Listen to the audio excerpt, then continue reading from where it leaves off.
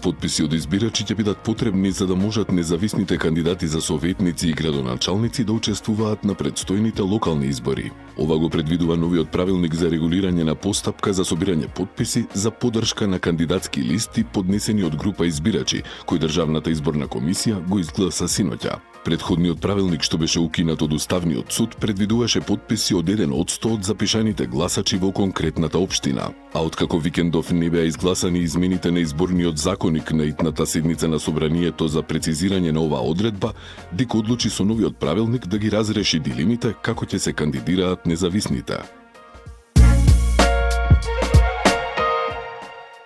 При посетата на Дневниот центар за поддршка на деца и семејства во ризик Гнездо во Скопје, кандидатката за градоначалник на Скопје од СДСМ Каја Шукова оствари средба со програмската директорка на невладината организација Новинари за човекови права Наташа Доковска. Со представниците на Новинари за човекови права кои го спроведуваат проектот Гнездо, Шукова разговараше за потребите на најранливите категории и за можностите преку програмите за социјална заштита да се зголеми грижата на градот за нив. Како иден градоначалник ќе се борам и ќе застанам зад секое дете, зад секоја мајка, зад секој човек кој се чувствува заборавен. Тие ќе бидат мој приоритет. Скопје мора да биде град што се грижи, град на еднакви можности, град на достоинство, град на солидарност. Затоа што тоа е Скопје што го заслужуваме сите ние и заедно ќе го изградиме, рече Шукова. Паркот Срце во општина Киселавода доби нова мала оаза за најмладите и нивните семејства. Во паркот е поставена нова фонтана и детско катче, простор каде што децата ќе можат да се дружат и да уживаат во слободата на детството, додека семејствата ќе имаат место за мирна попладневна релаксација. Градоначалникот Орце Ѓорѓиевски истакна дека овој проект е дел од визијата за подобрување на јавните простори и создавање средини кои ја потикнуваат заедницата и квалитетниот живот на граѓаните. Во тек е целосно обновување на физкултурната сала, свечената сала и меѓупросторот меѓу нив во основното училиште Димитар Миладинов. Во физкултурната сала се заменува целиот под со нов паркет, се обновуваат зидовите и плафонот, се поставуваат енергетски ефикасни светла и се оспособуваат прозорците, додека свечената сала добива целосно нова бина, нови скалила, обновен паркет и подобрени услови за користење, изјави градоначалникот на Центар Горан Герасимовски при увидот во реконструкцијата. На барање на општина Аеродром викендов се чистеше земјиштето познато како Певец, во непосредна близина на зградите на булевар Февруарски поход и куќите на улица Тодор Чангов. Според информациите од општината, собствениците на земјиштето веднаш постапија по барањето и отпочнале со уредување на овој дел. Оттаму најавуваат дека наскоро исто ќе се постапи и со другите вакви неуредени земјишта.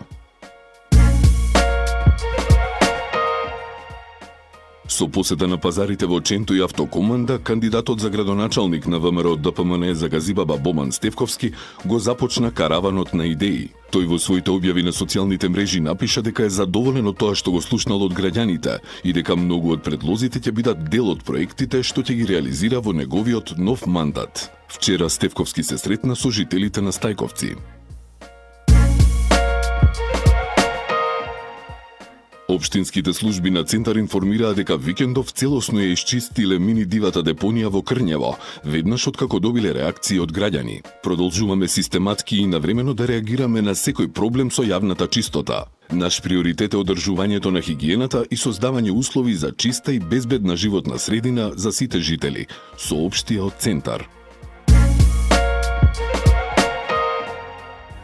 Во Ѓорче Петров се поставени успорувачи на брзината на улицата Радушка, на која во изминатиот период се случија неколку сообраќајни несреќи во кои страдаа пешаци. Како што соопшти на Facebook градоначалникот Александар Стојковски, во наредниот период дополнително црните точки ќе бидат покриени со системот на камери на МВР. Изгради в 1200 метри нов коловоз, нова фекална и атмосферска канализација, осветлување и пешачки патеки на улицата Радушка, пишува Стојковски.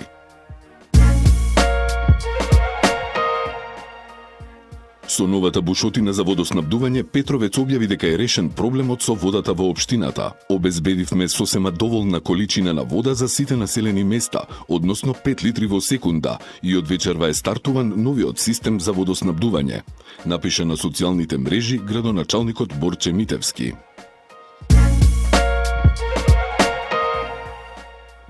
Кандидатот за градоначалник на општина Карпош од редовите на ВМРО ДПМН Сотир Лукровски денеска преку социјалните мрежи најави дека подземните гаражи во општината повторно ќе бидат ставени во функција за која се наменети – паркирање и олеснување на секојдневието на граѓаните. Подземните гаражи треба повторно да бидат ставени во функција за која се наменети, со јасни правила, со одветна заштита и современи решенија. Подготвени сме да иницираме и законски измени доколку тоа е потребно, бидејќи интересот на граѓаните секогаш мора да биде на прво место, истакна Лукровски. Тој нагласува дека безбедноста, редот и јавниот простор се право на секој човек, а целта е Карпош да стане средина каде граѓаните ќе се чувствуваат сигурно и ќе добиваат вистинската вредност на својот имот.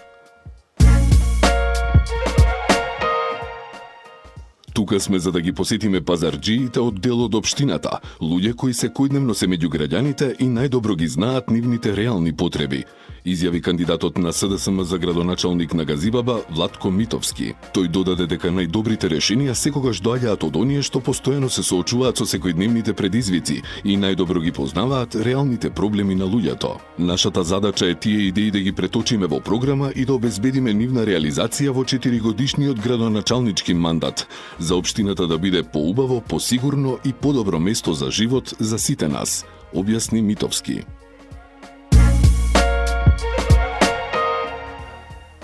Проектот Чаир 48 за одговор решение на пријави во рок од 48 часа, вторник како отворен ден без закажување, брза комунална екипа и јавен календар на средби и одлуки на општината ќе бидат дел од програмата на кандидатот на ДУИ за Чаир Бујар Османи, соопштија од партијата. Оттаму дополнуваат и дека ова директно го погодува коренот на проблемот кој со години ја следи општината. Неефикасност, слаба координација меѓу службите и отсуство на видливи рокови. И оти граѓаните ретко знаат кој е задолжен за конкретен проблем, кога ќе биде решен и зошто доцни. 20 години Бујар Османи гради политичка кариера, а не изгради ниту еден проект за Чаир, се вели во реакцијата на Вреди по денешната промоција на програмата на кандидатот на ДУИ. Гледаме глума и празни зборови. Програми и планови најавува човек кој за 2 децении не остави никаква трага во Чаир. Бујар Османи не е кандидат на Чаир, тој е кандидат за својата кариера. Бара поддршка од Чаир не за Чаир, туку за тој да се врати на власт, реагира од Вреди.